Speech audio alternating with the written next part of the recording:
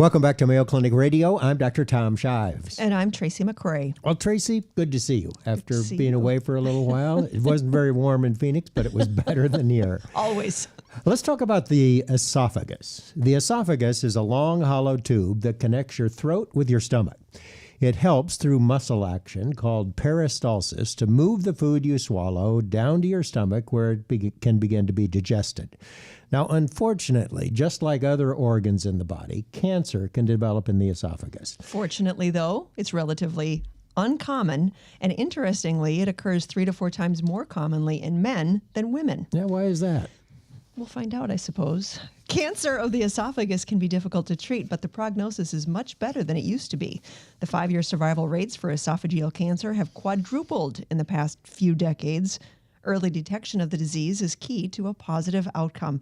And here to discuss esophageal cancer is Mayo Clinic thoracic surgeon, Dr. Shanda Blackmon. Welcome back to the program, Dr. Blackmon. It's really great to see you. It's great to see you. Thanks for having me again.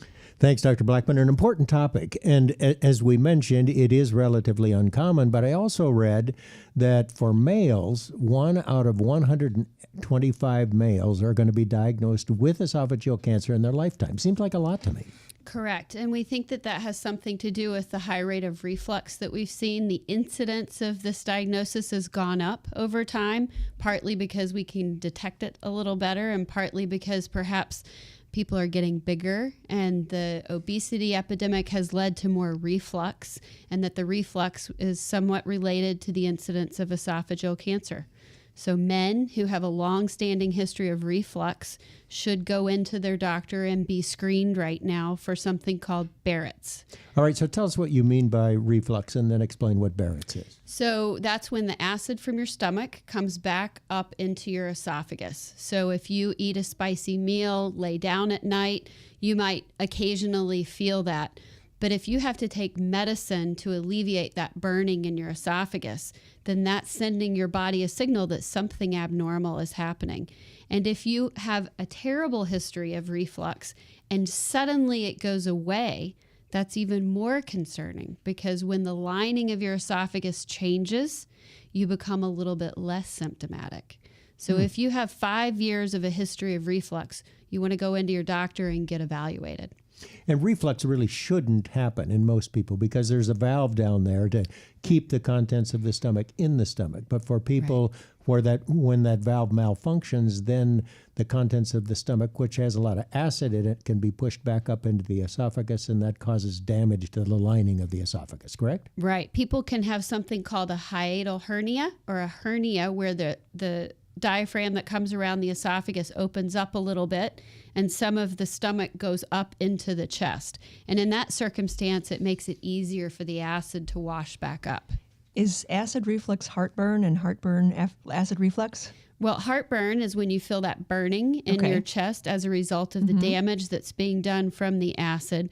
And you could have non-acid reflux. So you could have something sitting in your esophagus and not going into your stomach and then washing back up. Anytime you have acid reflux, that's when the most damage happens, though. Is acid reflux the same as GERD? It can be. It can sometimes be slightly different. Gastroesophageal reflux is usually made from acid. If you take medicine to change it, you're still having reflux, but it changes it from acid to what we call a normal acidity or a normal pH. So we've pretty much covered the risk factors, being male, being obese, having reflux. But what about the symptoms? What might suggest that you have esophageal cancer and not just reflux? Well, there are different types of esophageal cancer. There's adenocarcinoma and squamous cell carcinoma. People who develop squamous cell carcinoma sometimes have a history of smoking, drinking alcohol, and in some other parts of the world, taking in things like pickled and smoked food. So without getting into too much detail, it's related to your diet with squamous cell and other habits that might be characterized as what we call bad habits, like smoking and drinking. adenocarcinoma is more likely related to problems like obesity and reflux. And then again, when you were talking about reflux and we talked about the change in the lining of the lower end of the esophagus, is that what Barrett's esophagus is? That is. So the normal lining of your esophagus is more like your skin on your arm, and that's called squamous. And then the lining of the stomach is something that's called columnar, and that stomach lining replaces the normal esophagus lining when you have chronic damage due to reflux. Oh, okay, and then you have Barrett's esophagus. That's exactly what Barrett's is, yes. And if you have Barrett's, are you more likely to get esophageal cancer? We think you are, and you have to go under a screening program. There's a natural progression over time. Someone who has chronic damage to the esophagus over time can have different grades of Barrett's. So you can have normal Barrett's, which really isn't normal, we know that, or you could have low-grade dysplasia, or you can have high-grade dysplasia. And nowadays we have some treatment that can specifically treat those patients who have dysplasia in the esophagus. We basically use a special balloon that goes into the area and uses energy to get rid of that abnormal lining and help the healthy squamous lining come back. And when you say dysplasia, that means the cells are abnormal, but they're not cancerous. Correct. They're probably pre-cancer. Correct. Okay. And then once you suspect this, how do you make the diagnosis? So usually they do a scope. So the camera goes inside the mouth, you're sedated, it passes into the esophagus, and the endoscopist will look around on the inside. They'll use special lights, special stains. Sometimes they use an ultrasound to see how deep an injury into the esophageal lining might be. And then they sometimes take a biopsy, or they take a sample anytime it looks abnormal. And then based on that, they'll make a decision about what kind of treatment you need. What options are there? So if it's dysplasia and not invasive cancer, typically we treat that with that balloon therapy.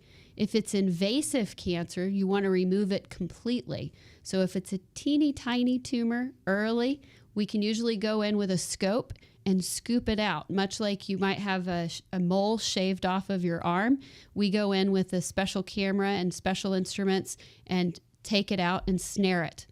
If it gets a little bit deeper, it might require what we call endoscopic submucosal dissection. That's just a complicated word for a bigger biopsy or a bigger endoluminal treatment. However, if it gets deeper than that and goes beyond that first couple of layers, and it goes especially to the muscle, then it requires surgery because the lymph nodes might be involved. All right. So then you have to actually remove a segment of the esophagus and, along with those lymph nodes, particularly if they're involved. Correct. And does chemotherapy and radiation ever play a role? Yes, they do. If you have squamous cell cancer that's invading the typically upper part of your esophagus, we sometimes treat squamous cell just with chemotherapy and radiotherapy, typically together. If you have adenocarcinoma, which is more often in the lower part of your esophagus, we treat that mostly if it's advanced, locally advanced to the lymph nodes, then we will treat that with chemotherapy, with or without radiation, and then with surgery, and then follow-up. So then the treatment depends on the type of cancer that you have and the extent. Yeah, and all that summarized is what your stage is. All right. And finally, give us some preventive tips. If you've got some of these risk factors, what can you do to hopefully not get esophageal cancer? Well, you can get the Mayo Clinic Healthy Lifestyle book.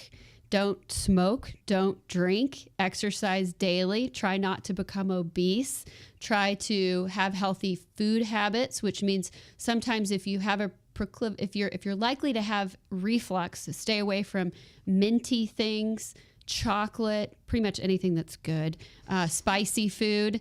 Some of those things make the reflux worse. If you've had reflux for 5 years, be proactive, go see your doctor, let them know. Don't wait until you can't swallow, because dysphagia, or having trouble swallowing, is the first sign that you might have a tumor in your esophagus. What does that feel like when that acid comes up? Is it a burning? I mean, that's why I ask about the heartburn part of it, because how can you know if that's what's going on? Yeah, well, some patients present with chest pain. And when you go to the emergency department and you complain of chest pain or you go to your doctor, they're thinking in their brain either you have really bad reflux or you have a heart problem. And the first thing they do is rule out the heart problem. But if you get that ruled out, then you need to follow up with the doctor to find out why do you have the heartburn or the reflux. We treat those usually with antacid therapy, treatment with pills that get rid of the acid. People can now treat themselves over the counter, but that might be a little bit of the problem is people take the medicine and the symptoms go away, but they don't follow up with the doctor. And that's a really important part of taking a part of your control of your health care and being proactive. If you start taking medicine for 5 years for this, you need to go see a doctor. Well, it's a relatively uncommon but serious disease, but the good news is the prognosis is much better than it used to be. And we have minimally invasive ways to take that esophagus out if you need to have surgery. So it's a kinder, gentler treatment if you get it. All right, esophageal cancer with thoracic chest surgeon Dr. Shanda Blackmon. Thanks so much for being with us. Thank you. It was a pleasure.